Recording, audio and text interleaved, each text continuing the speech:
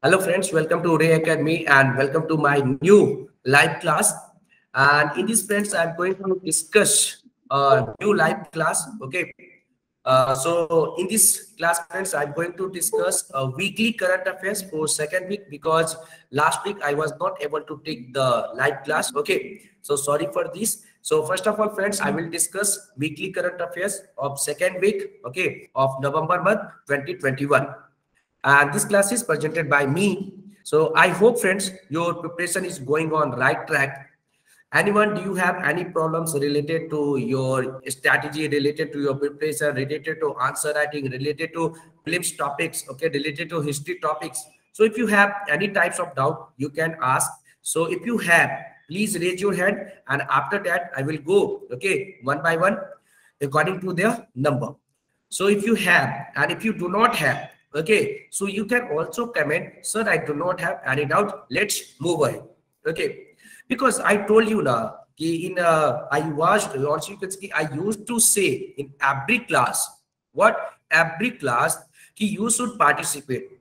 Okay, if you don't know, please participate, and yes, comment, sir, I don't know, I don't know the answer, but you have to participate. Okay, this is the clear funda of this class, because guys, you are preparing for civil service. Okay, you are preparing for UPSC, you are preparing for state services, and if you will not participate, so what will you get from this class? Okay, I'm not a storyteller. I'm here for you, assist you. I'm here for doubt clear. Okay, also you can say I'm here because I will have to clear your doubts. I'm here. I want to listen your doubts. But guys, this is not good. Always try to participate. Okay, so this is the beginning of the class. So let's ahead, and I'm going to discuss. I told you, okay, weekly current affairs of second week, November month 2021.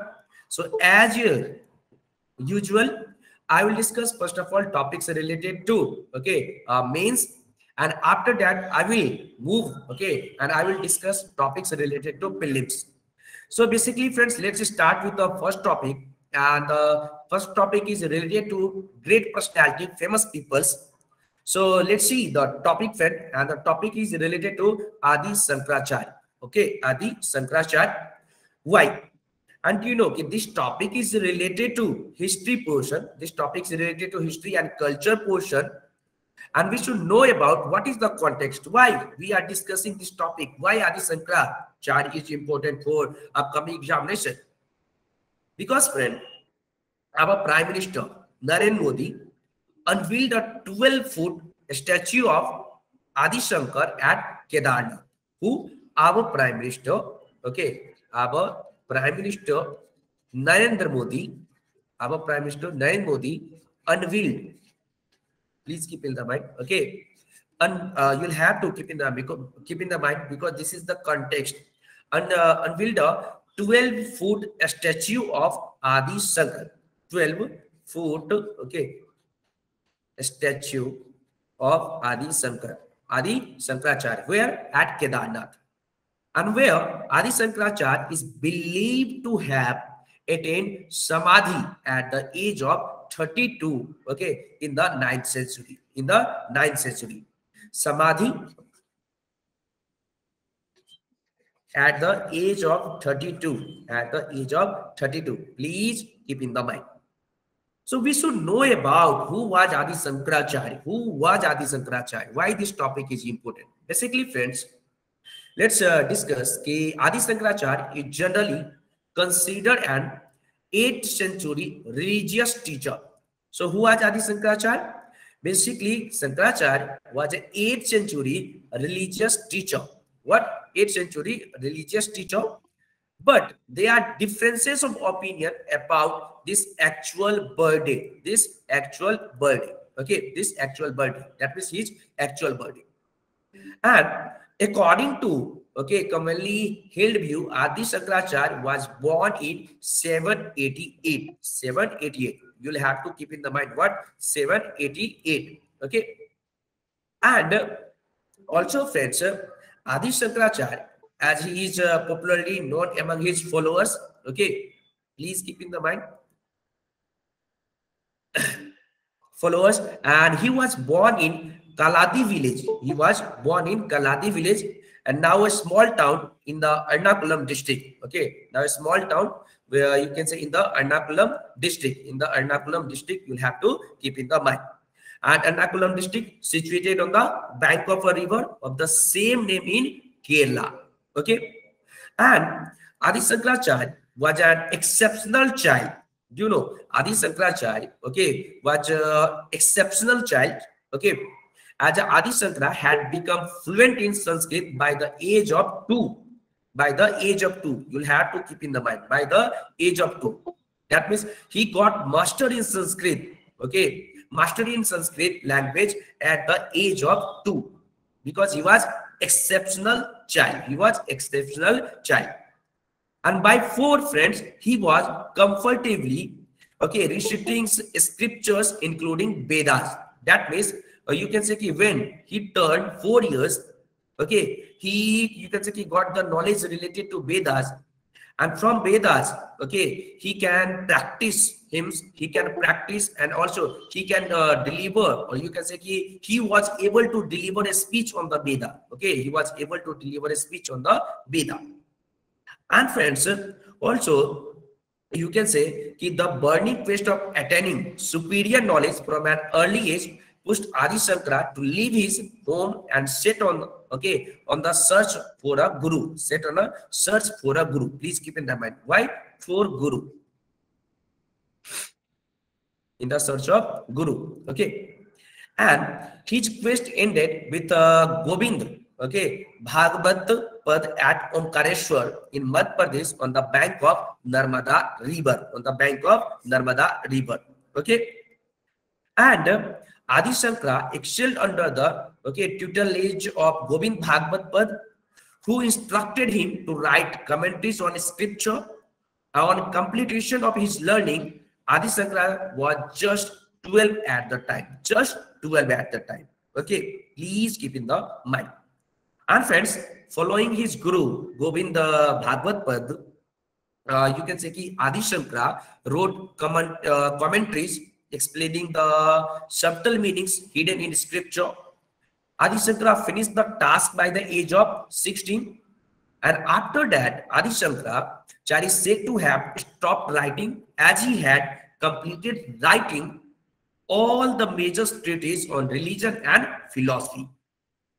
And to his ardent followers, Adi Shankaracharya was an incarnation of Lord Shiva. Please keep in the mind. Incarnation of Lord Shiva. Incarnation of Lord Shiva. According to his followers. Okay. Lord Shiva. Incarnation of Lord Shiva. This is very, very important. Please keep in the mind. Now, and friends, what was the mantra of Adi Shankara? We should know, okay, what was the mantra of Adi Shankara? What was the mantra of Adi Shankara? So first of all, friends, Adi Shankaracharya, okay, was champion, and Adi Shankaracharya championed the Advait branch of philosophy. What? Advait branch of philosophy. Advait. Maybe you have knowledge related to, okay, ancient history, art and culture, religion. Okay, if you don't have, please go through it and try to cover this topic, because ancient history is you can say one of the most important portion for your success. And I told you Adi Shankara championed the Advait branch of philosophy, and that declared that God and humans were not two. Okay, God and humans were not two. So basically, according to Advait, okay, according to Advait philosophy, we can say God and man, okay, God and human are same. And Adi Shankaracharya then set out to spread the message of his guru. Okay, message of his guru. So please keep in the mind. Message of his guru, I told you. And friends, guys, please try to join on, okay, time, because I'm using, you can say a PPT, and if you want to take permission, so I will have to move, okay, from one window to second, you can say another window, and after that I will, okay, admit you, I will give you permission. So basically, okay, it's my request, try to join on correct time, because I used to, and also you can say, okay, I'm the person who, okay, follow their daily routine. And if or you can say that I will join and I will start my class on same time if I will not face any technical problem. Okay, and also I can tell you if I'm not too able, okay, I'm not able to take a class in any situation, so I will inform you. Okay, but I'm also a human being, so maybe कहते हैं ना कि कभी अचानक suddenly मेरे साथ भी कोई प्रॉब्लम हो सकता है, incident, okay, can happen. So basically try to join on, okay, right time. So I was telling you about the, you can say ki Adi Shankaracharya, okay, so you will have to keep in the mind. And also we can say ki Adi Shankaracharya championed the Advait branch, and according to Advait branch there is no difference between God and human. And after that, Adi Shankaracharya, okay, set out to spread the message of his guru. What was the name of his guru? I told you ki Govind Bhagwat Pad. And from the age of 16 to 32, from the age of 16 to 32, please keep in the mind what 16 to 32, Adi Shankara traveled across the length and breadth of India with the message of Veda, and he pronounced that Brahman or pure consciousness is the absolute reality, okay, absolute reality that is attainable by human beings, and that the material world is an illusion. Material world is an illusion, and you can fall in this trap. Basically, friends, you know कि Adi Shankaracharya wanted that we should deliver the message of Vedas. So, friends, from the age of 16 to 32, I told you he traveled across the length and breadth of India, that is whole India, and with the message of Vedas. And he pronounced that Brahman or pure consciousness is the okay, absolute reality, and that is attainable. How? By human beings, and that the material world is an illusion. He established his supremacy in religion and philosophy, in debating duels with experts, and chief of ashram after, you can say like ashram after ashram, from north to south and east to west. And maybe UPSC ask, okay, about the Adi Shankaracharya ashram in UPSC CDS or NDA examination. Okay, so you'll have to keep in the mind the facts related to Adi Shankaracharya. And the defeat would end up hitherto, okay, expert philosopher accepting young Adi Shankaracharya or Shankara as their guru, and also you can say accepting his interpretation of the scriptures. You know, Adi Shankaracharya was also very good in literary works. So there's a few important, okay, Adi Shankara, you can say Adi Shankaracharya literary work. So let's discuss about the important literary work of Adi Shankara. Okay, basically, friends, Adi Shankara wrote 18 commentaries on the scripture, including the Brahma Sutra, Bhagavad Gita, and 12 major Upanishads. Basically, Adi Shankara wrote 18 commentaries on the scripture. Okay, please keep in the mind, total 18. Okay, and he wrote about 24 books, including the fundamentals of the Advait Vedanta philosophy. Okay, Advait Vedanta philosophy, and some of these books are Vivek, okay, Chudamani, Atma Bodh, Vakya Vritti, and Updesh, okay, so you can say Sahasari, Updesh Sahasari. And Adi Shankara is credited to have composed 72 devotional and meditative hymns such as Saundarya Lahari, okay, Saundarya Lahari, then Shivananda Lahari, Nirvan, okay, Salakam, Manesh Panchakam. So please keep in the mind, this is very, very important. So what was the important ashram founded by Adi Shankaracharya? Let's see the important ashram, okay, that was founded by Adi Shankaracharya. And friends, having established his superiority among all exponents of religion and philosophy of the time, Adi Shankaracharya founded 4 ashrams in the 4 corners of the country. So you can see here Badrinath for Atharved,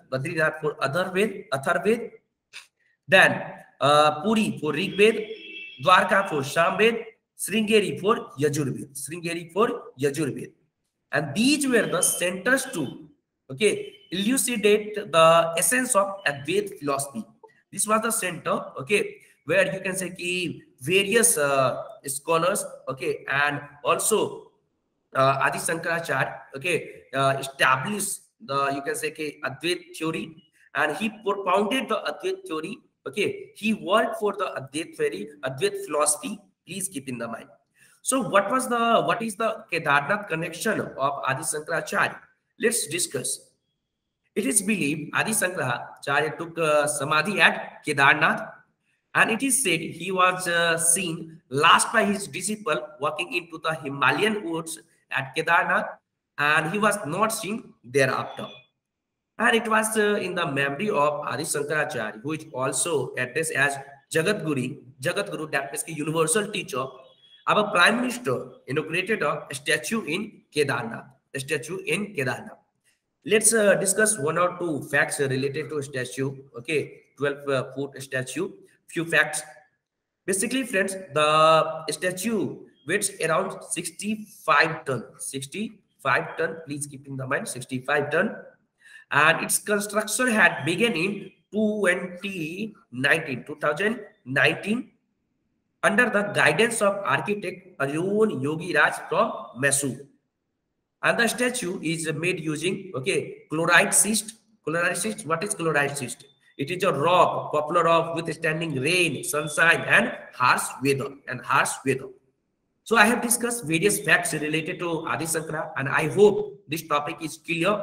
If you have any doubt, feel free to raise your hand. Okay, I will ask your doubt, and I will try to destroy your doubt as soon as possible. Please tell me, or is it clear? Yeah, Spandan Mandal. Yes, please tell me, what is your doubt? Well, why there is a Veda name associated with the Chardham? Why Veda is associated? Veda's name, Atharva Veda, Rig Veda is associated with the 4 Dhams. Okay. What was the motto? Is there any role of the Vedas with the... Okay, got it. Getting my point? Yes.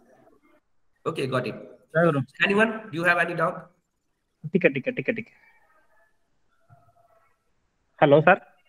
Yeah. Sir, I want to ask, what will be the probable question out of this? Okay, got it. Yes, I got your queries. Okay, anyone? Hello. Yes, I got your question. Okay, I will reply. Please wait. Okay, no one. So first of all, let's start. With you can say ki Soumyanandan. Spandan Mandal question. Ki what is the connection of Veda? Okay, related to Mat. Basically, we can say ki Adi Shankaracharya. Okay. Was the you can say ki follower of and propounder of Vedas, and okay, this is not clear picture in the history, and also we can say we do not have you can say ki clear evidence related to ki what was the relation of this Veda with or this Mat with this Veda. For example, Badrinath for Atharved, okay, Badrinath for Atharved, then Puri for Rigved, then Dwarka for Samved, and Sringeri for Yajurved. Okay, so there is not clear picture, and also I will try to you can say get the new points, and after that I promise you I will tell you the extra few facts related to you can say ki any relation. But at present, I don't have, and also I do not read anywhere what was the connection of this Mat with place, and also you can say ki Vedas. Okay, Vedas. Please, I told you, and if I will get any point, so I will tell you in upcoming classes. Okay, please keep in the mind. Now, next question was that which type of question may be asked.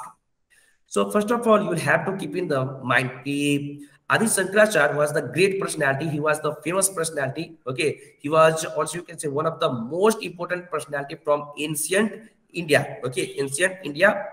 So basically, state service may ask a question: what was the contribution of Adi Shankara in ancient history? What was the contribution of Adi Shankara for the Vedas? What was the you can say contribution? And also, how can you say that Adi Shankara was propounded or follower the you can say Advaita theory or Advaita philosophy? Okay, you'll have to write. So basically, these type of question, this type of question may be asked. This type of question may be asked. Please keep in the mind. And also, you'll have to keep in the mind that Adi Shankaracharya topic is also important for prelims. Also important for prelims. Okay, how maybe. Okay, you can say UPSC or state service may ask a question, and question will be, you can say, with reference to Adi Shankaracharya, consider the following statement. Okay, or maybe you can say commission may ask which one of the following book was authored by Adi Shankaracharya, or maybe which of the literary work is related to Adi Shankaracharya. Okay. So maybe this type of question asked by, you can say, commission. Okay, and also there is format. Okay, format of, you can say, established by the Adi Shankaracharya, and also this is the, you can say, very relevant organization. Okay, very relevant organization, and also this is the center where you can say where you can say for the famous also you can say for the relevance of Vedas. Okay, there was discussion Adi Shankaracharya and his follower. Okay, you can say get together, and after that they discuss about the, you can say, Vedas. They discuss about the relevance factor related to related to, you can say Ved. Okay, and how can we we can say send the message of Vedas to public? So please keep in the mind. And also we have discussed about the format. Yeah, but what is the relation? Okay, also you can say what is the relation of these Vedas? Okay, presently I don't have any knowledge, so sorry, but I will tell you if I will get any information. Okay, I will tell you. But I know that Math is a Sanskrit word and also refer to monastery in Buddhism and Jainism. And Math tradition of Hinduism involving education, support, studies, culture, and also the place where many new texts were composed. And Adi Shankara, has established 4 math in different regions of India, and we have discussed basically Govardhan Math, Odisha, for Rig Ved. Govardhan Math is located in the coastal city of Puri in Odisha and associated with Lord Jagannath temple. And the eastern part of the Indian subcontinent from Bihar to till Rajmundri and Odisha to Arunachal Pradesh comes under this math. Okay. And then Sarda Pitham, you can say in Karnataka, it is related to Yajurved. So Sringeri, Sarda Pith was established by Adi Shankara on the banks of Tunga River. Okay. In, you can say Chikmagalur district in Karnataka. And towns of Sringeri is the site of the first math in India and one of the famous math in Karnataka. Please keep in the mind. Then Dwarka Peeth in Gujarat for Samved. So Dwarka Math is also called as Shraddha Math, and it is situated in the ancient coastal city of Dwarka in Gujarat. And it is one of the 4 cardinal maths established by Adi Shankara and associated with the Dwarkadish temple.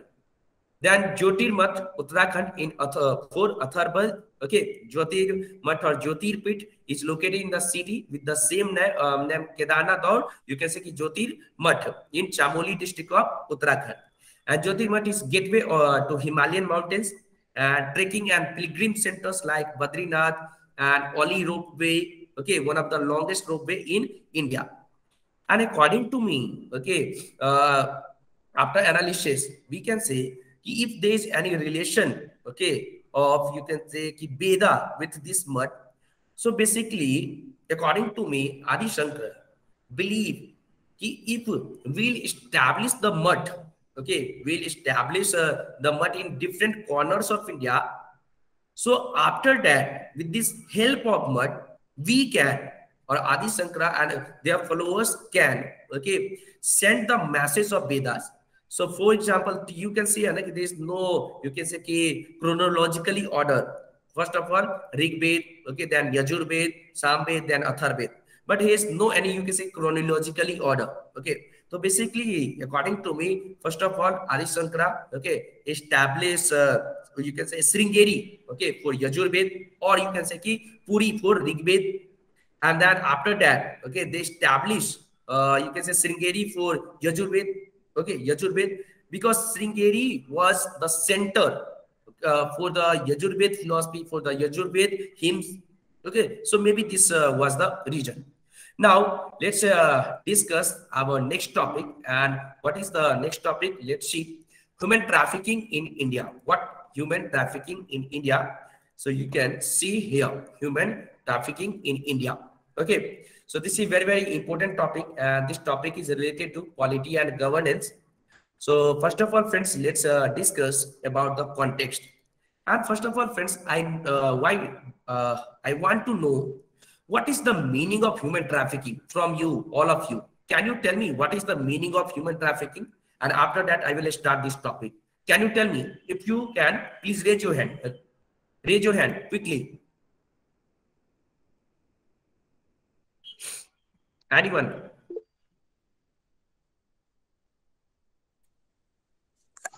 I think the person who are forcefully taking for sexual abuses, I think Okay. that's human trafficking. Okay. Yeah, Soumya. The Soumya classes, please tell me.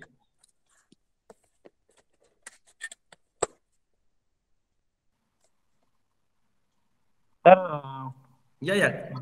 sir, human trafficking means to force someone without his consent and abducting him for some criminal works.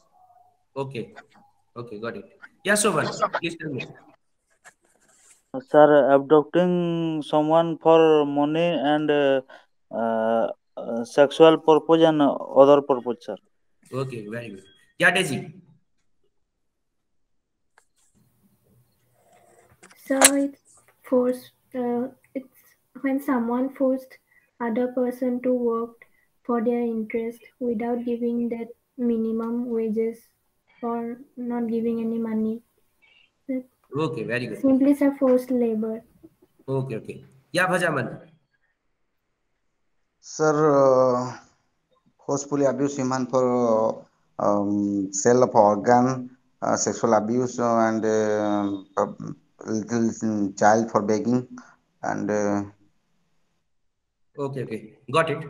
So very good. Okay, lots of people participated. Very good. Yeah, let's discuss first of all why I'm going to discuss this topic. That is, what is the context? So human trafficking is one of the most distressing problem faced by many countries in the world. And currently, India is facing a huge challenge in curbing the menace of trafficking. Basically, in India, we can say human trafficking is increasing per year. And you know, human trafficking is the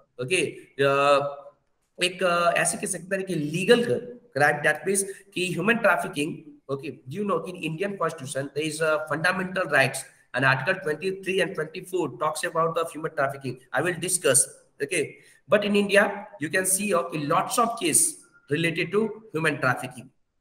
And yesterday I read about case in a human trafficking case, also you can say in POSCO Act, okay.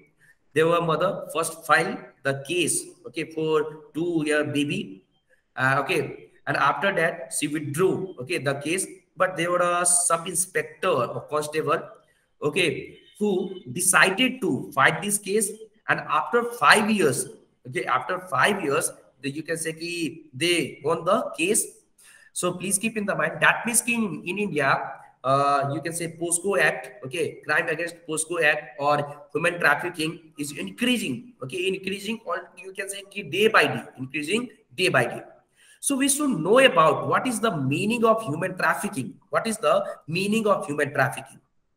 Basically, friends, I'm going to tell you the definition according to UNODC. Okay, UNODC. Basically, human trafficking is the recruitment, transportation, transfer, harboring, or receipt of people through force, fraud, or deception to exploit them for profit. To exploit them for profit. So basically, human trafficking is the recruitment, transportation, transfer, harboring, or receipt of people through force, fraud, or deception to exploit them for profit. So basically, it involves recruitment. Human trafficking involves recruitment, transportation, transfer, harboring, or receipt of person, and by means of threat or use of force or other forms of coercion for exploitation. And if we are discussing about exploitation, so basically, friends, exploitation includes at a minimum and the exploitation of the prostitution of others or other forms of sexual exploitation, forced labor or forced services, slavery or practices similar to slavery, servitude, or the removal of organs Okay, so you'll have to keep in the mind key human trafficking. Okay, we can say there is various purpose for the human trafficking. Okay, not only key sexual exploitation, forced labor, services for slavery. Okay, and also you can say key removal of organs. You'll have to keep in the mind. And friends, there is a severity of the problem at international level, at global level. So what is the severity of the problem at global level? The United Nations Office on Drugs and Crime report 2019 shows that 60% of the trafficking occurs internally in a country as per the United Nations Office on Drugs and Crimes report. And 90% of the sexual victims are women and girls. And in South Asia region, 85% of the victims are exploited for forced labor. Okay, please keep in the mind. What is the causes? What is the causes of trafficking? Okay, we have discussed there is transportation and various. Okay, you can say causes, but there is 4 or you can say 3 main causes. I'm going to tell you. Please keep in the mind, friends. You can see here, okay, people are trafficked for many exploitative purpose. For example, child soldiers. Okay, then forced begging. Okay, if you went to Delhi, so on a Delhi road, you can easily find the examples of forced begging. Okay, but no one is taking action. Everyone, okay, is busy in his life or in her life. Okay, they do not have any responsibility as a citizen of India. Okay, so basically, friends, if you are a citizen of India and if you are enjoying fundamental rights, so you should follow the fundamental duties. Okay, no problem.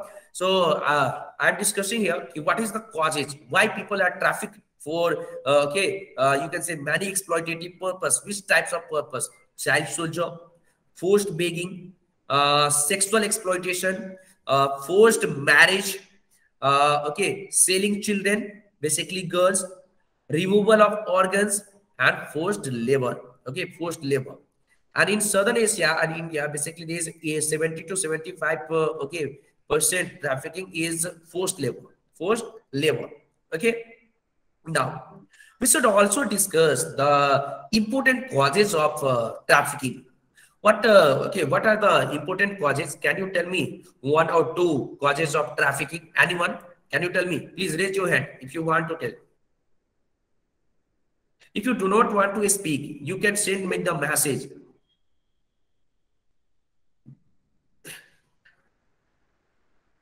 Om Vikas, I think yes, just a minute, Om Vikas. Is it your first class? yes, sir. Okay, very good. Yeah, go ahead, Om Vikas. Sir, I think employment is one of the main reason, because one people try to migrate for employment or better life standard. Okay, very good. Only one reason. According to Dipti Mishra, poverty, illiteracy is the causes. Okay, are the causes. And yes, Sovan, go ahead. Sir, I think money is the main reason for sir Okay. human trafficking. Sir. Okay. Yeah, Daisy, tell me. Sir, because the people who are forcing, they don't want to spend more money on them. They don't want to give salary for their interest, for high Okay. interest. Okay, got it. So, according to Swagritika Shahu, labor exploitation. Okay, no problem. I'm going to discuss the 3 or you can say 4 important causes. Please, understand. So, first of all, friends, you can say poverty. Yeah, according to Deepti Mishra, first of all, poverty. Yes, poverty is the main causes of you can say human trafficking. What poverty? So, first is poverty. Why poverty? We should know now why poverty. Okay, so let's discuss why poverty is the main causes. Basically, friends, trafficking grows at places where there is widespread poverty, and unfortunately, parents sell their kids because lack of access to income and necessities, and this leaves them with no other choice, often thinking that selling their children will take them to much better places and where their lives will improve. Life will improve. So basically, first cause is friend poverty. Do you know there were a report related to tribals of Chhattisgarh? Tribals of Chhattisgarh. Okay. So according to report, the life of tribals is you can say okay is changing, and tribal is used to sell their children, sell their kill. Why? Because he's poor. Because he's poor, he do also you can say he does not have any basic needs. Also, you can say he does not have any basic facilities, necessities. Okay, he is not able to drink. You can say he safe water, clean water. Tribal, okay, do not know about the concept of Swachh Bharat Mission. Swachh Bharat Mission, you know. So basically, first cause is poverty, okay, and it's also comment. Sai Raj Sri Mohanta, social evils practices and superstition. Then again, Dipti Mishra, ineffective implementation of human trafficking law. Okay, very good. So I told you first, what is the first cause? Poverty. And next cause is friend, social factor. Next cause is social factor. Social factors. Okay, what? Next cause is social factors. So one of the most vulnerable section of the society that are more prone to trafficking are young women. And this is because in most societies, both socially and culturally, women are devalued and unwanted. And as such, they are more vulnerable to the practice of trafficking. Practice of trafficking. So please keep in the mind, practice of trafficking. Okay. So very good. Girl, child, economic burden. Yes, very good, Dipti. Then, what is the next cause? Next cause is when migration. Next cause is, according to me, next cause is migration. Yes, let's discuss about the migration. So next cause is migration. So please keep in the mind. Why?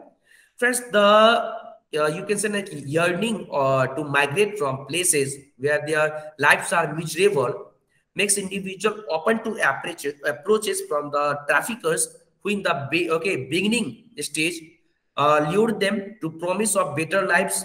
But once the victim came under their control, coercive measures are enforced to bend them.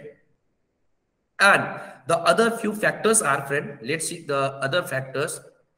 Okay, so in other causes are the you can say permeable nature of borders, corrupt government official, the involvement of international organized criminal groups or nexus, and the limited capacity of commitment by immigration and law enforcement officer to control borders. So basically, the all causes according to Dipti, okay, are correct. So very good, okay, Dipti. And very good, Shobhan, Om Prakash, Deji, Vajaman, okay, who have participated. Very good. So I told you what is the causes. Now, we should know about the legal and constitutional frameworks to counter trafficking, human trafficking in India. What is the constitutional provision? Let's see. So in India, in Constitution of India, there is Article 23 and who prohibits human trafficking and beggar forced labor without payment. Okay.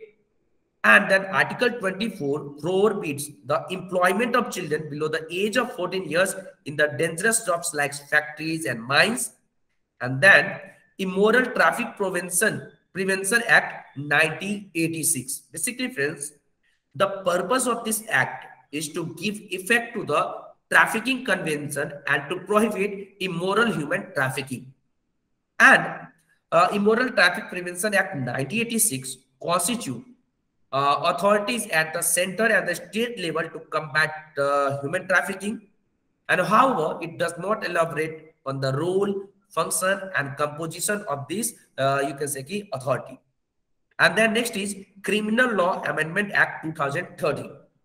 And friends, it has come into force wherein Section 370 of IPC Indian Penal Code has been substituted with the Section 370 and 370A of Indian Penal Code, which provide for comprehensive measures to counter the menace of human trafficking.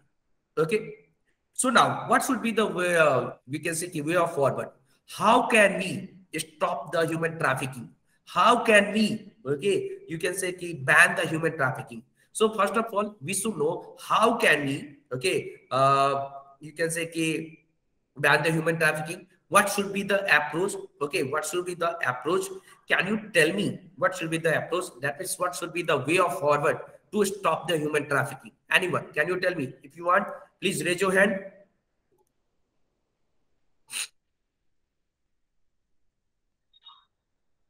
Please.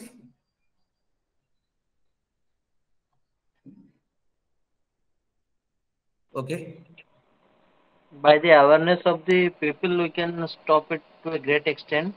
Whenever we can see a forced labor, then we can complain. There should be a portal where we can register complaint regarding the forced child labor or anything else like that.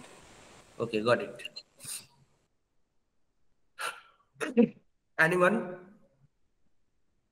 You want to comment?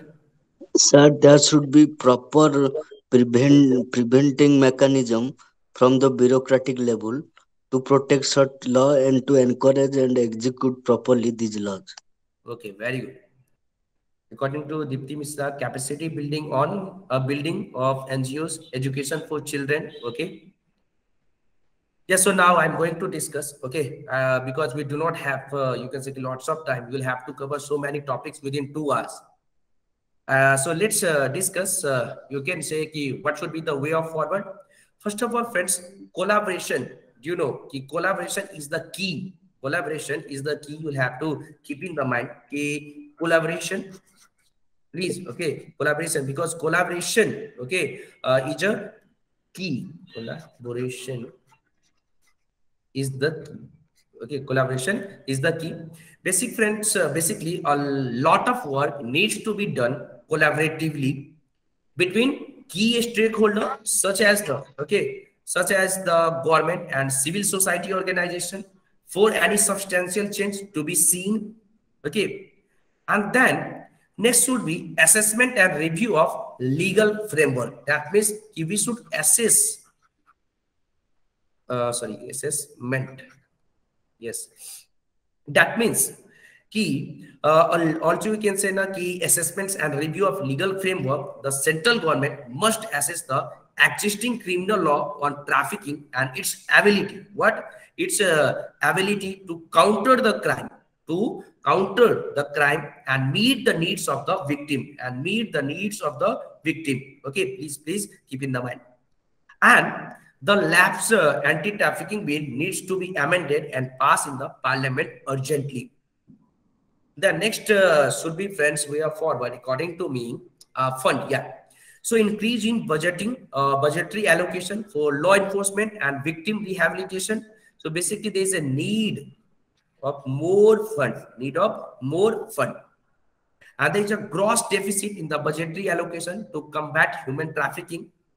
The next, curbing the rise of online child sexual abuse material, curbing the, you can say, online fraud, curbing the online fraud, also curbing the online child sex abuse, and also we can say curbing the rise of online child sexual abuse material. So the upsurge of child sexual abuse material and its easy access can only be controlled by placing greater accountability on internet service provider and digital platform that host this content, and they must be accountable to not only identify and remove content, but also to trace its source and cooperate with law enforcement to crack down on its supply and demand. And next would be spreading out VI to safety net in sources areas of trafficking. That means ki safe net, safety net. Okay, safety net.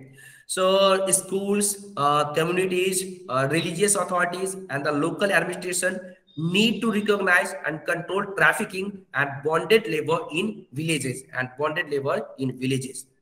So this is all about for human trafficking, because this topic was in news. So I have discussed. So is it clear, or do you have any doubt? If you have any doubt, feel free to raise your hand, and you can ask, you can comment, or you can tell me, you can speak. So whatever you want to do, please participate. Tell me, is it clear, or do you have any doubt? Clear, sir. Okay. So we'll have to move on next topic. So I want to take a break for 5 to 7 minutes. Okay, I will join within 5 to 7 minutes. Please wait and please focus on revision. Whatever I have discussed basically two important topics. Okay, for your mains examination, Adi Sankaracharya and human trafficking. So when I will join, I will ask, please tell me the few facts related to Adi Sankaracharya, and also what is the provision related to human trafficking in India, and how can we stop the human trafficking. So please be prepared. I will ask. I'm okay. I will join within 5 to 7 minutes.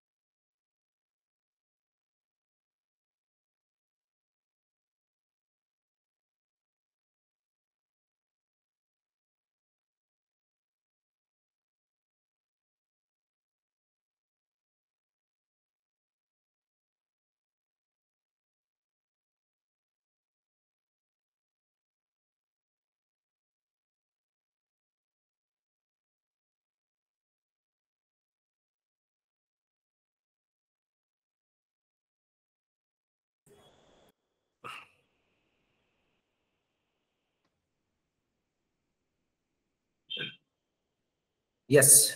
Now, let's ahead. Okay, are you ready? Can I ask question? Yes, sir. Okay. Yes, so please tell me which article prohibits human trafficking? Sir, Article 23, sir. Very good. Okay. Anyone? Okay. Daisy, tell me which articles prohibit forced labor for the age group of 18?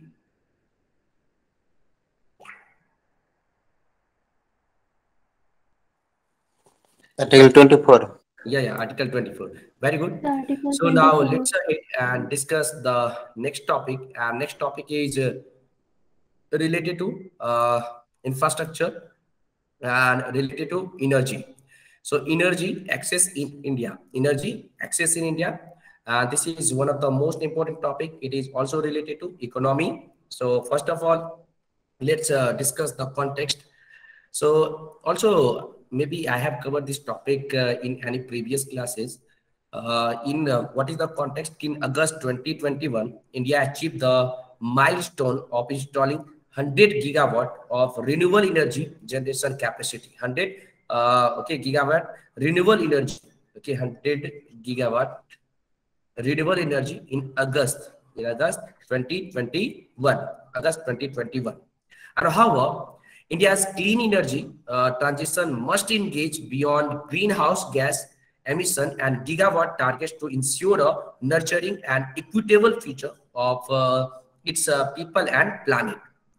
So therefore, it is important, okay, to analyze the current scenario of energy in India. That means we should cover the current scenario of energy in India. We should know about the current scenario of energy in India.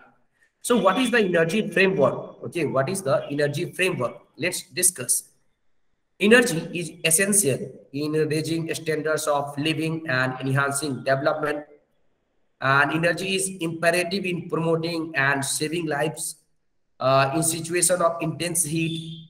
For instance, access to air cooling system is imperative. And also you can say for in situation of intense winter, okay, so intense winter there is not, you can say heater is imperative, heater is important for winter season. And energy access is also required to improve worker productivity, to improve production. So you also can say energy access is also required to enhancing workers' productivity. Also required to, you can say, increase the product. And according to World Bank estimates, 750 million people live without adequate access to basic electricity, like with energy poverty. And the majority of them are low and middle income countries. And on the other hand, also you can say a rich country easily able relative energy affluence in energy uses. So this draw attention towards the energy crisis the world is facing today and the need for reducing energy poverty. So now, do you know that energy poverty is in frequent news? So maybe commission, that means the state commission or UPSC, may ask a question related to energy poverty. What does mean energy poverty? Okay, you'll have to keep in the mind.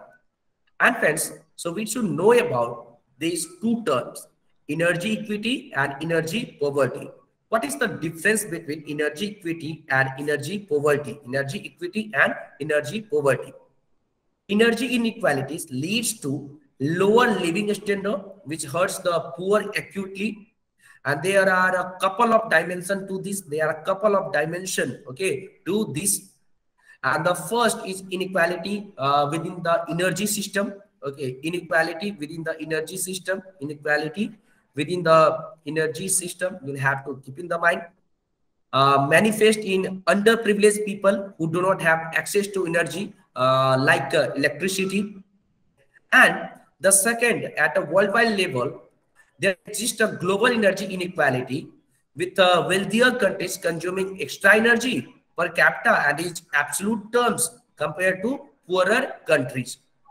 For example, in 2019-20s, India's per capita electricity consumption was at 1,200 kilowatt. Okay, kilowatt. Please keep in the mind. And friends, if a section of people has lack of access,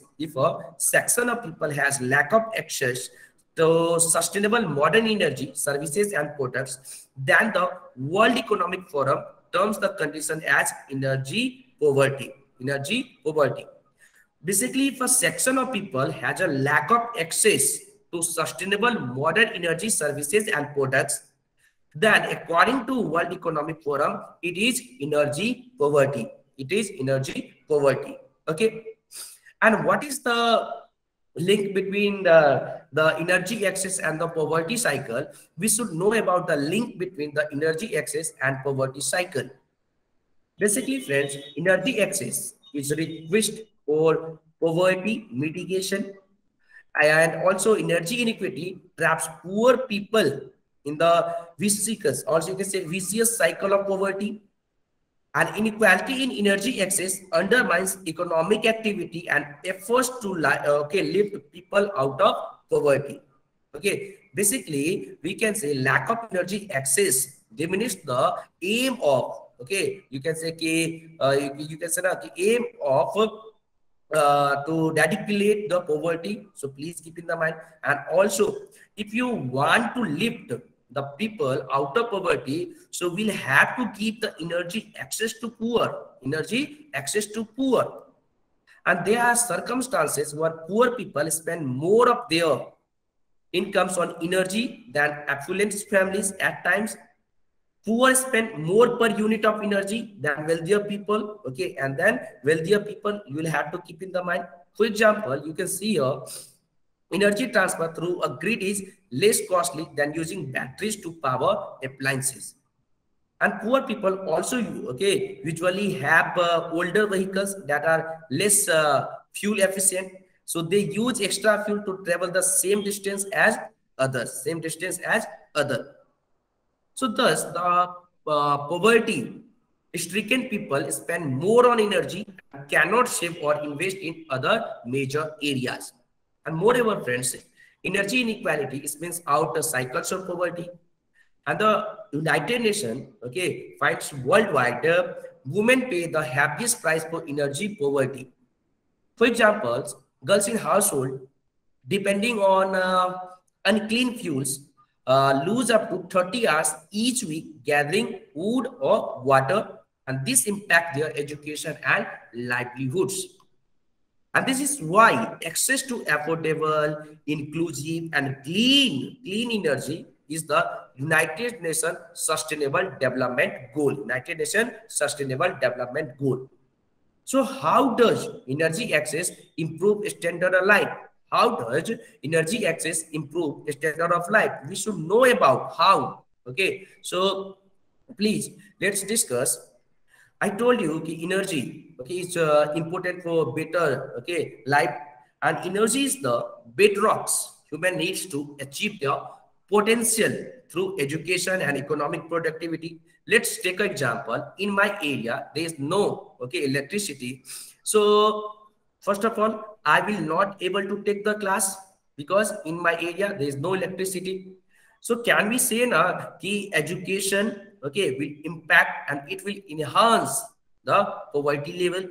So you'll have to, okay, understand, you'll have to analysis how does energy access improve standard of life? I told you energy is the bedrocks for human needs to achieve their potential through education and economic productivity. How? Let's take another example. I am ready to read. I am ready to, okay, make my notes, prepare my study material, but I do not have access to electricity. So can I make the note? No, it is impossible. In night, okay, I am talking about the, you can say in after 6 p.m. or 7 p.m., 6 p.m. in, you can say local area in Bihar, Odisha, okay, and 7 p.m. or 8 p.m. you can say in Delhi or basically western states, Okay. So if there is no access of electricity, it will diminish the objective of welfare of people.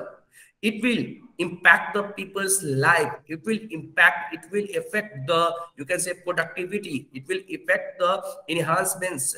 Will affect the skill of the people. Okay, please keep in the mind. Okay, and friends, consistent energy availability, source of essential social services, including life-saving health care. For example, okay, there is a medical emergency, and let's take example of any area, okay, and there is no electricity. So, do you know what will happen? Okay, what will happen? For example, oxygen cylinder will not work. Oxygen cylinder will not work. So there is, you can say, it will be disaster. It will be disaster for medical emergency person and also for their families. So think and analysis, okay, how does energy access improve standards of life? Energy access makes people demand the right to electricity, and the electricity connection is the first step that leads to the use of appliances and services associated with electricity. For example, televisions, the electric cookers, refrigerators, smartphones, internet. Okay, under state regulation significantly shape energy access. State regulation is significantly shape energy access, and there are regulation in many countries which stipulate one needs to be a house owner to have an electricity connection. Now, in many such country, people tend to own house.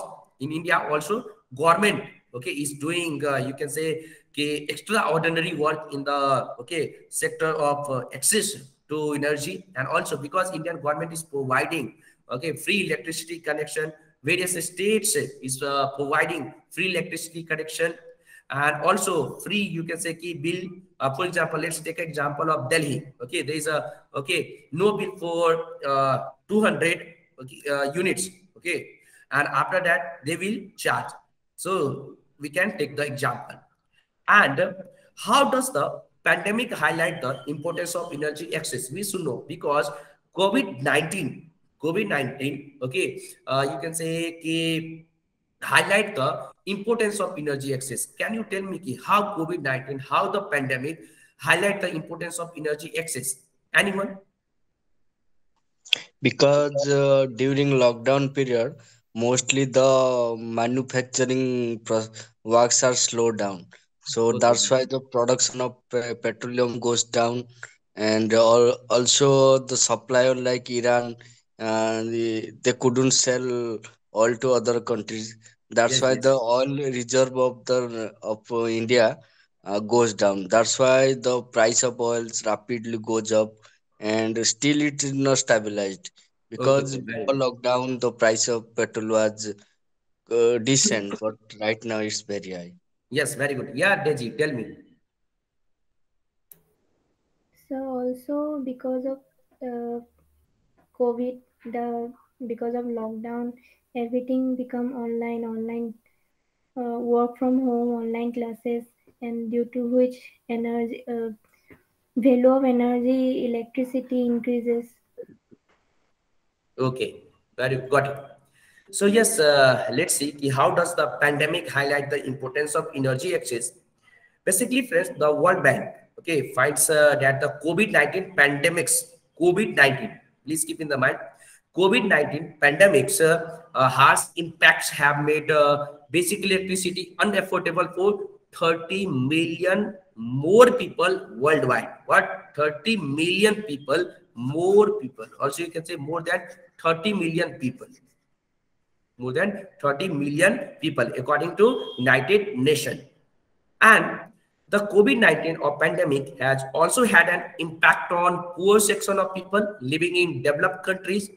For example, even in the United States, poorer communities suffered more because of working conditions that exposed them to the virus, and the poor could not stay at home working on their computers remotely. They lacking energy access, they had to go out to earn their livelihoods. And in many countries, the poor received inadequate healthcare due to lack of quality energy and associated powers outage. Okay. So this is the few points related to this. We can say the pandemic highlights the importance of energy access. And okay, Om Prakash, okay, discuss about the, you can say how pandemic highlight the importance of energy access. Then Deji also. Now let's move ahead and let's discuss what are the challenges India faces in ensuring energy equity. So basically, friends, you can see here the challenges. Okay, India facing energy, you can say faces in energy. Okay, ensuring energy equity. First of all, policy uncertainty is bad for economy.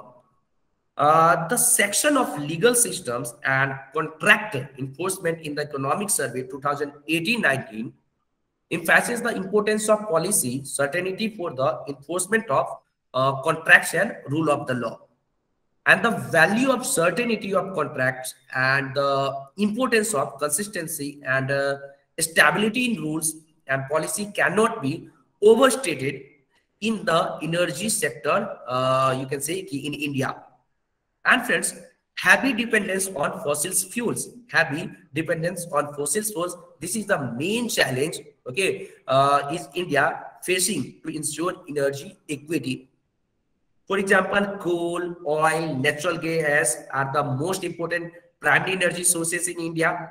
But due to inadequate domestic supplies, India is importing them, and which will which will limit India's ability to provide energy access. But I told you, Indian government is doing various works. Indian government started various initiatives and schemes. For example, Rajiv Gandhi Gramin Vidyutikaran Yojana, Deen Dayal Upadhyay Gram Jyoti Yojana, then Pradhan Mantri Sahaj Bijli Har Ghar Yojana or Saubhagya scheme, Pradhan Mantri Ujjwala Yojana. Okay, so please keep in the mind. So what can India do provide energy access? What can India do to provide energy access? What can India do? Okay, what is the way of forward? Anyone, do you want to tell me? What can India do to provide energy access? Yeah, Om Prakash. I think India should rely like neighbors, like if we can get oil from the neighboring country like Central Asian countries, Iran, the transportation cost will be much more cheaper than importing shale oil from USA. So also if USA is ready to provide shale oil, then they should provide some discount on transportation so that India could get raw petroleum oil like in a good price. Very good. Yes, Sovan. Sir, should increase the production of atomic energy and sir, wind energy and sir, solar energy, sir. Okay, very good. That means India should focus on renewable energy. Okay. Yes, let's discuss what can India do to provide energy access. I'm going to tell you one by one. First of all, focus should be on basic energy access. Focus should be on basic energy access. Okay, what is this meaning? The government has to find the energy gap and keep the focus on efforts to Sir, the resolve it. water reservoirs of Odisha like Hirakud, they provided the energy access to India. Yes, we can say Hirakud provides okay in electricity to various parts of India, and Yes, also sir. yes. Do you want to ask or yes, Swagitka? Sir, What did you say? sir, I mean, say that I mean to say that the Hirakud reservoirs of Odisha, it provided the electric energy. Okay, but I did not get your question. Maybe you are telling the points. What should India do? Okay, Yes, no sir. problem. I will ask you doubt in the okay in the, you can say, last 5 minutes. So first of all, focus on basic energy access. And I told you the government has to find the energy gap between the also you can say energy gap and keep the focus on efforts to resolve it. For that, India needs to prioritize basic energy access from electricity to cooking technologies for the extremely poor. Then alongside developing countries need to broaden energy access for businesses and the middle class. So that basically we can say that India should focus on renewable energy, but do you know there is a limitation of renewable energy? So India also should focus on, you can say, non-renewable energy, and basically India should focus on power generation program. For example, India can use their dams, and also India can use their rivers, but it should be in the interest of environment. It should be on the basis of sustainable development, because we'll have to follow the concept of sustainable development. So then next is there is a need of better planning. There is a need of better planning.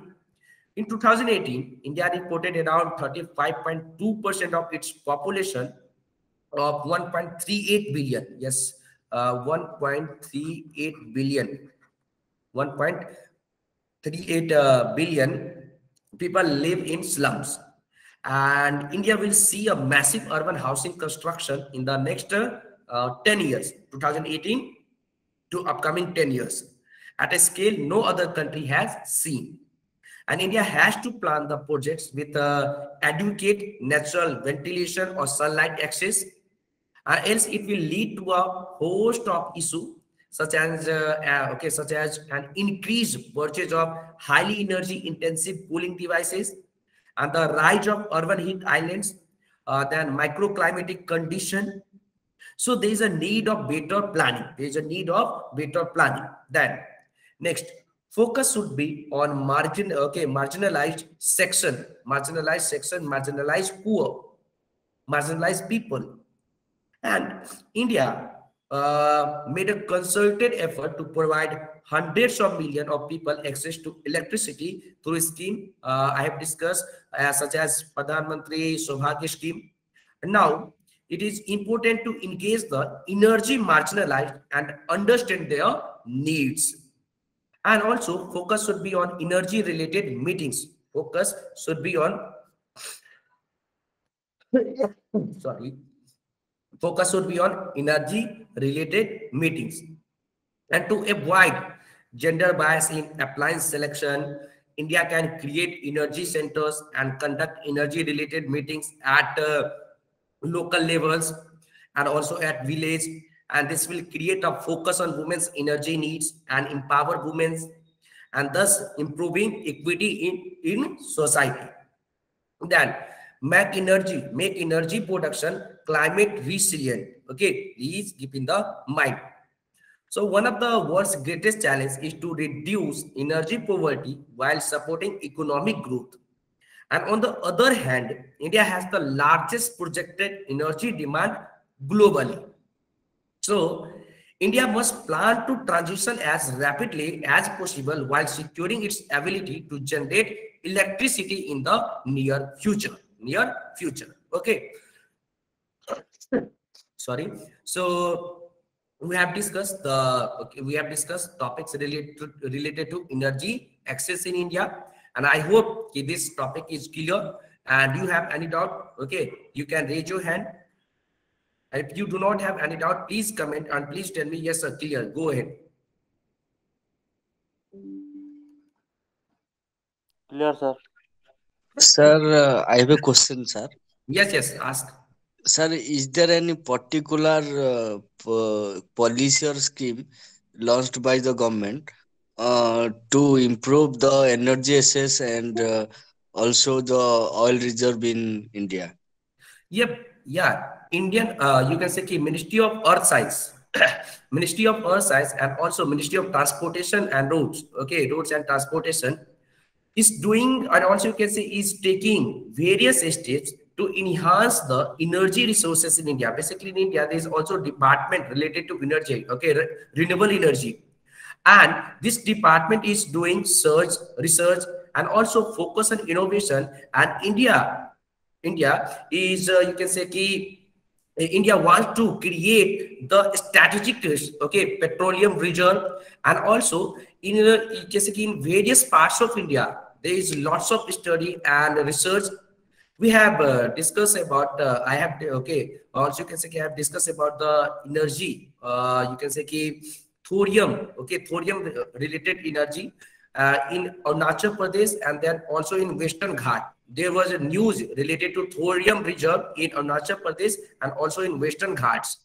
Okay, so basically India is doing in India there is a Ministry of Earth Sciences also doing, there is a deep ocean mission. We'll discuss in upcoming classes, and also in these classes I try to cover there is a mission Samudrayan. Okay, so we'll discuss. And that means in India there is a various departments, various institutions who is working for India, but there is no one, you can say there is in India there is not a single institution, there is various institutions. They are working independently, and also they are working as a manner in cooperative. Also you can say the department, for example, I told you the deep ocean mission is also related to energy sector. And we have discussed India achieve 100 gigawatt in renewable energies in August 2021. And in India there is also you can say maybe there were a news in July or August. Okay, there was standing committee who were working for the draft bill. So basically in India there is lots of institutions, and there is also specific departments. I told you the Ministry of Roads Transportation, and also Ministry of Earth Science, and then Renewable Energy Department is also working for betterment of energy access to people, and also for betterment of energy reserve, and for the betterment of energy capacity, energy access. Okay, there is no one, you can say that there is not a single institution, there is various institutions which is working to enhance the energy capacity of India. Clear, Om Prakash? Yes, sir. Sir, I think it could be very better if India is a member of NSG group, Nuclear Supply Group. Yes. Okay, yeah, got it. Because Yes. in India we are, Yes, India is trying, and also you can say India is trying for many years, but there is you can say tussle from the side of China. So China does not want India should become a member of NSG group, because when NSG was established, then there were, you can say, ban on India. Basically, NSG was established in the context of India's nuclear program. So China said it is impossible to join the India because the main aim of the NSG was against the India. So how can India become a member? But India is trying. Maybe in upcoming few years, India could become a member of NSG groups. If India will become an NSG group, it will be very, very good for India, and it will be in the interest of India. We'll discuss in any upcoming classes if I will get a topic related to you can say NSG. Okay, then I will discuss. Yes, very good, Om Prakash. Now let's move ahead and let's discuss about a new topic. So let's see what is the new topic. Just a minute. Yes. UNESCO World Heritage Forest. UNESCO World Heritage Forest. This topic is related to environment. So first of all, let's discuss about the context. And friends, as per the UNESCO assessments on World Heritage Forest, India's Sundarban National Park is among 5 sites that have the highest blue carbon stocks globally. What? Highest blue carbon stocks. Blue carbon stocks globally. Blue carbon stocks. Okay, globally. That means India's Sundarban National Park. So we should know about the Sundarban National Park. What is the fact related to Sundarban National Park? So let's discuss about the Sundarban. We can see here it is located in the southeast of the Kolkata, in the district of West Bengal and parts of the Gangetic Delta.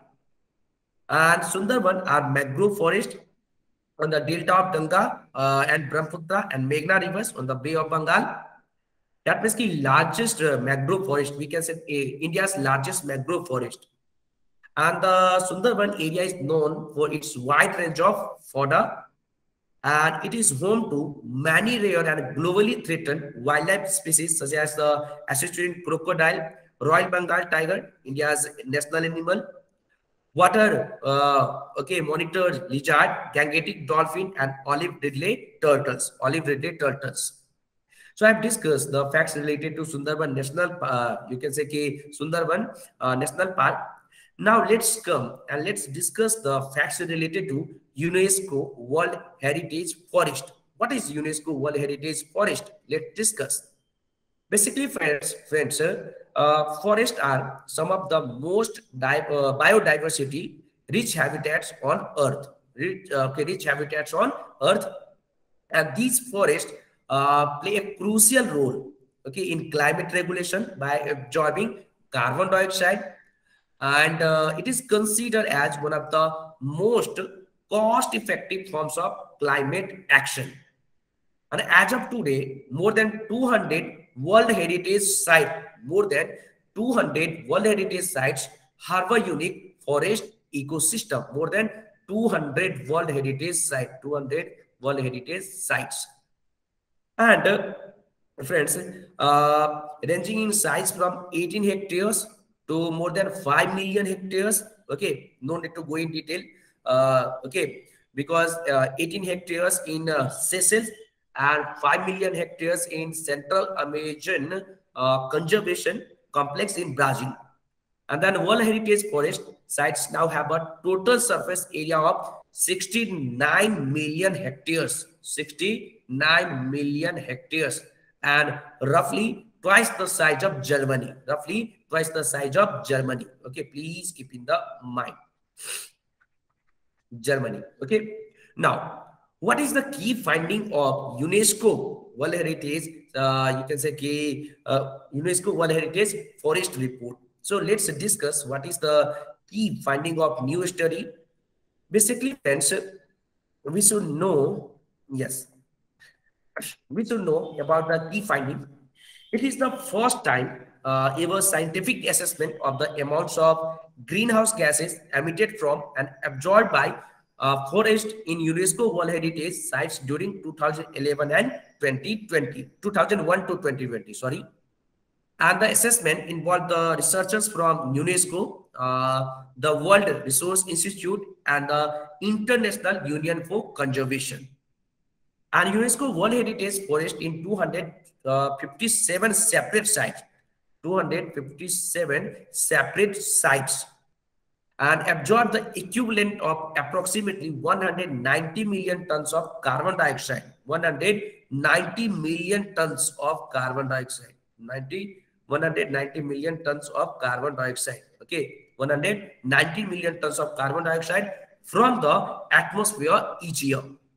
And however, 10 forests released more carbon than they, you can say sequestrated due to pressure from human activity and climate change, which is alarming situation,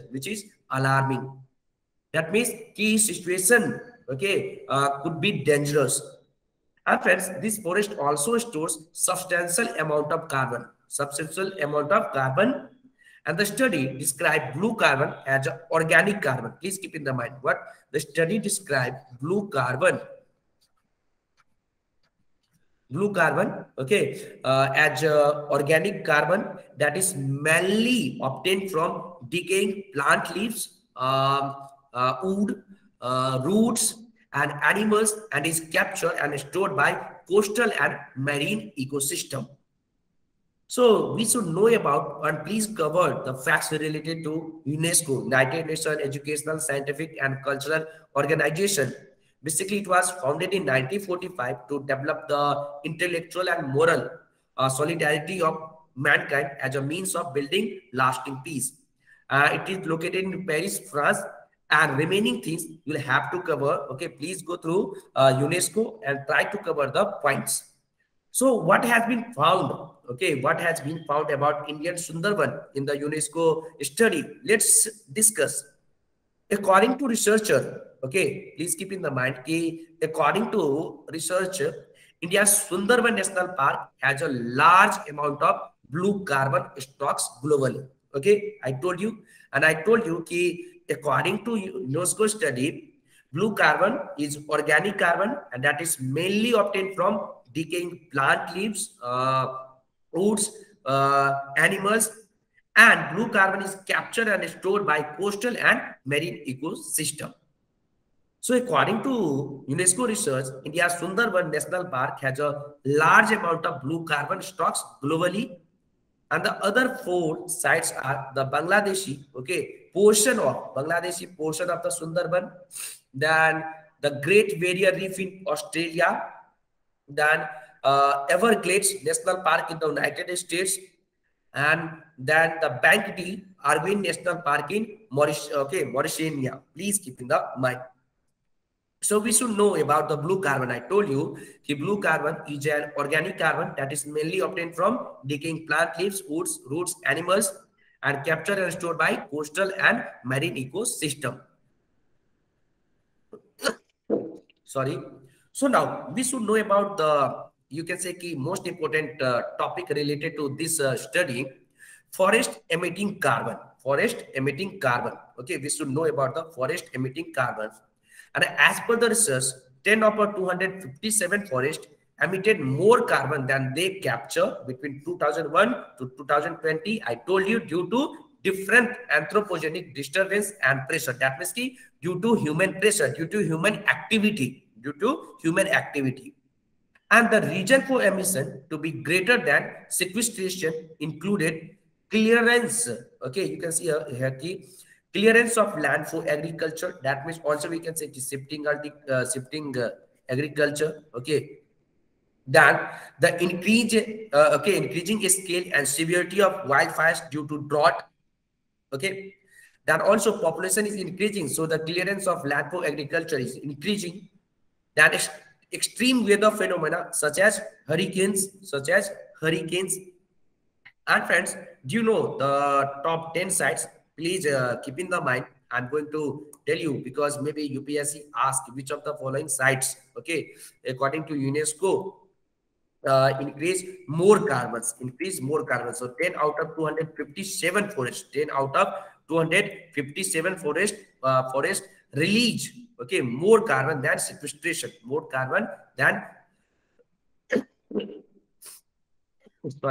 than sequestration. So you'll have to keep in the mind.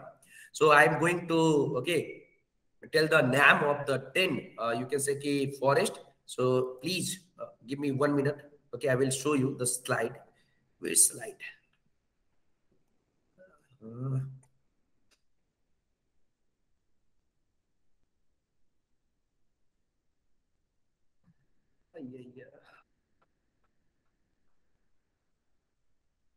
Just 2 minutes. What happened?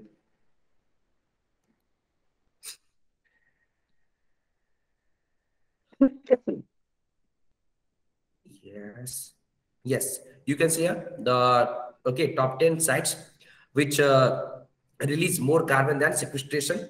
Tropical rainforest heritage of Sumatra in Indonesia, Rio, Platano Biosphere Reserves, Honduras, then Yosemite National Park in America, then Waterton Glacier International Peace Park, Canada, America, then Barberton, then Makon Java Mountain, South Africa, then Kinabalu Park, Malaysia, UBS Noor Basin, Russian Federation, Mongolia, then Grand Canyon National Park, America, Greater Blue Mountains Area, Australia, Morne Torres Petronas National Park, Dominica.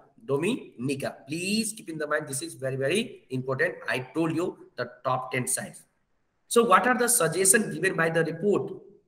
Basically, according to the report, there is a strong and consistent protection of UNESCO World Heritage sites and their surrounding landscape to make sure their forest could continue to act as powerful carbon sinks and stores for future generation. Maintaining and strengthening ecological connectivity through improved landscape governance, integrating the continued protection of UNESCO World Heritage sites into international, national, and local climate biodiversity and sustainable development strategy. Sustainable development strategy.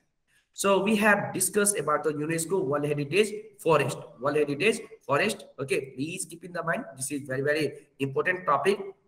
So please, okay, you'll have to, you can say, cover this topic. You'll have to revise. So we have discussed basically 4 topics related to mains.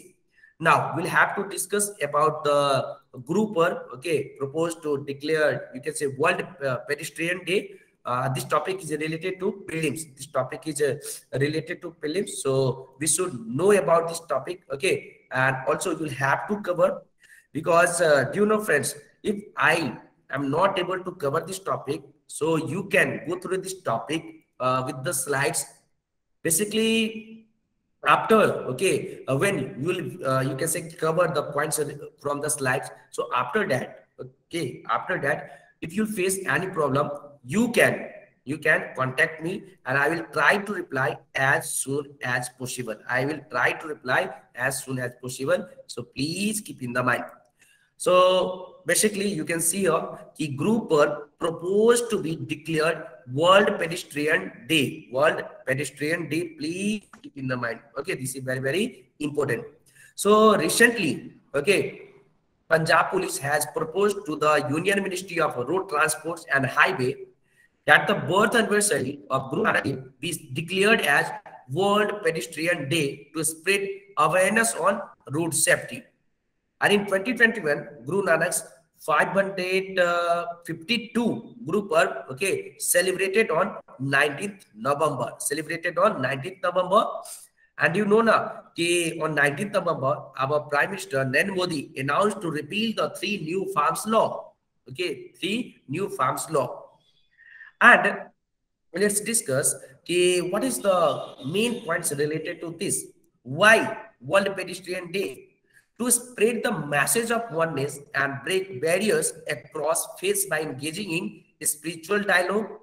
And Guru Nanak Dev traveled far and wide during the 15th and 16th century. 15th and 16th century. Okay. 15th and 16th century. And it is believed that during those times, when yearly modes of transport were limited and were also, you can say, were mostly restricted to boats, animals, that means horse, okay, mules, camels, bullock carts, Guru Nanak Dev, along with his companion Bhai Mardana, undertook most part of his journey on foot. So what was the journey of Guru Nanak Dev? We should know about the journey of Guru Nanak Dev. Let's discuss the journey of Guru Nanak Dev. Okay. So first of all, friends, from Makkah to Haridwar, from Sylhet to Mount Kailash, he visited hundreds of interfaith sites related to Hinduism, Islam, Buddhism, Jainism throughout his journey, and also called Guru Nanak also called Udasi. And at some times, Gurudwara were constructed to commemorate his visit, and later his travels were documented in you can say Sakhi, Jan Sakhi. And these sites are now spread across 9 nations as per current geographical division: India, Pakistan, Iran, Iraq, China. In China, also you can say Tibet, Bangladesh, Saudi Arab, Sri Lanka, and Afghanistan. Saudi Arab, Sri Lanka, and Afghanistan. Okay, please keep in the mind, this is very, very important. I told you. And also, do you know the World Pedestrian Day? Now, here's a topic related to right to walk. What is a topic related to right to walk? Please keep in the mind. Okay, and I'm going to share you this map. You can see Saudi Arab, Iraq, Iran, Afghanistan, Pakistan, India, Bangladesh, Tibet, China, and also Sri Lanka. Okay, that means Guru Nanak visited these countries. So what was the significance of the proposal? It highlights the government's commitment towards right to walk or pedestrian rights, right to work or pedestrian rights. Please keep in the mind, right to work or pedestrian rights. Okay, this is very, very important. and it will encourage citizen participation to introduce the safe pedestrian pledge for giving pedestrian the first right on the roads, and a community which safeguards its pedestrian is treated as a developed and contributes to sustainable development goals. And on an average, at least 1,000 pedestrian deaths are reported in Punjab alone each year. So now let's see the facts related to Guru Nanak. Related to Guru Nanak. So he was born in 1469 at Talwandi, Rai Bhoj village near Lahore. And Sikhism was established by Guru Nanak and subsequently led by succession of 9 other guru. Sorry. So teaching, okay, that means Guru Nanak teaching attributed to that there is only one God, and that all human beings can have direct access to God without rituals or resist. And Guru Nanak teaching denounced the caste system and teaches that everyone is equal regardless of caste or gender. And he introduced the concept of God, that is Vaheguru, an entity that is shapeless, timeless, omnipresent, and invisible. So other names of God in the Sikh faith are Akal, okay, Purakh, and Nirankar. So Guru Nanak advocated the Nirgun, that means the devotion to and worship of formless divine from Bhakti, form of Bhakti. And Guru Nanak died in 1539 at Kartarpur, Punjab, now in Pakistan. So maybe you have read about the news related to Sidhu. Okay, Sidhu told her that India should open the gate. India should open the trade with Pakistan. And Guru Granth Sahib is the holiest books of the Sikhs, contains 974 poetic hymns composed by Guru Nanak, influenced by Hindu Gita, influenced by Hindu Ramayana. Okay, please keep in the mind. So this is the facts related to Guru Parv. Okay, you'll have to keep in the mind. Now, friends, we'll have to discuss about the next topic, and the next topic is related to Pashum. Okay, Muthu, or you can say Pashum, Pasumpan, Mathur Ling Thevar. And he was in the news because Prime Minister paid homage, okay, to him on 140th Thevar Jayanti, that is Guru Puja, and it is celebrated on 30th October every year to commemorate the birth anniversary of Pasumpan Muthur Amlingam Thevar. So please keep in the mind. And friends, then for the prelims, next topic is related to American B-1. Okay, American B-1B bomber files over Mid East and Iran tension. Okay, so this is very, very important topics. So let's discuss. Basically, the topic is related to international relation. Okay, and for the prelims, friend, you'll have to read about you can say Strait of Hormuz, Persian Gulf, and Gulf of Oman. And at present, I do not have time. Okay, so I am not able to cover, and I will upload. I will share the notes, and after that, please go through it. And if you face any types of problem, okay, if you have any types of question, you can contact me. Okay, and you can also send me the message on Telegram, and I will try to reply as soon as possible. So please, first of all, tell me what should be, okay, or you can say, do you have any suggestion or feedback or advice? So feel free to give me, feel free to tell me. And I promise you, if you will give better advice, and I will try to, implement. So please tell me. And this is all about for today class. So basically, I have covered topics related to mains. And I will try to complete the topics of week week of November in upcoming classes, or I can also take an extra class within this week, okay, for completing the third week current affairs of November. So do you have any suggestion, feedback? Feel free to give me, and please also tell me what is your views related to today class. Did you get it, or are you able to now revise your points? And also, can you remember the points, whatever we have discussed? Okay, it is not necessary to remember 100%. but can you remember 20 to 30% the points related to every topic? If you can, that means you are okay on right track and your preparation is going on right track. So please tell me, okay, the views, suggestion, you can comment, you can speak, whatever you want. No one. I'm going to take the name, okay, and please after that try to speak or please comment. First of all, Gohen, I'm Gohen. Then Amrita Panda, Ananya Orashar, Banita Sendriya, Deji. Yes, you send the message. Yes. Then Dhanidhar Shahu, then Jajati Kesri Shahu, then Om Vikas, then Prachi, Priyadarshini, Prakshima, Pratima, Rohan, Shubhan, Survi Naik, Swagitka. Okay, so I hope you understood the topic, and also Om Prakash, any problem? Sir, it's a very interesting class, sir. Okay, thank you so much. Thank you so much for participating this class, and you joined this class, and also today I got you can say that lots of participation from you. You have participated, so many people participated, so that is very nice. Okay, thank you so much. May God bless all of you.